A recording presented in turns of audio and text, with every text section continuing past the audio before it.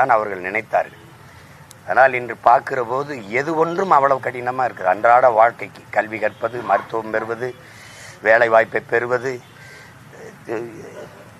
பசியோடு 28 விழுக்காடு மக்கள் இரவு உறங்கப் போகிறார்கள். பல கோடிக்கணக்கான பச்சிலை குழந்தைகள் பசியோடு தூங்கப் போகிறார்கள். அடிமை இந்தியாவில் பகத்சிங் முன்வைக்கிறான் முழக்கத்தை. கல்விக்கு இயங்காத மாணவன், வேலைக்கு அலையாத இளைஞன், பாலுக்கலாத குழந்தை, இதுதான் என் கனவு இந்தியான்னு. விடுதலை பெற்று 79 ஆண்டு ஆக போது இன்னும் அதே முழக்கம் அப்படியே இருக்கு. அது ஒன்றும் நிறைவு செய்யப்பட்டதா தெரியல. எங்களுடைய முன்னவர், எங்களுடைய போற்றுதற்கும் வணக்கத்திற்கும் எங்கள் பாட்டனார்,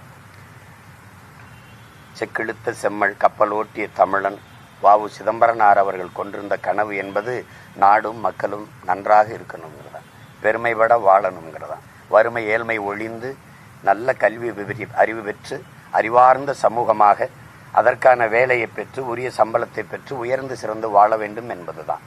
அந்த கனவை சுமந்து அவர் பேரப்பிள்ளைகள் இந்த நிலத்தில் களத்திலே நின்று போராடுவோம் என்கிற உறுதியை எங்களுடைய பாட்டனாரின் நினைவு நாளில் நாங்கள் ஏற்கிறோம்.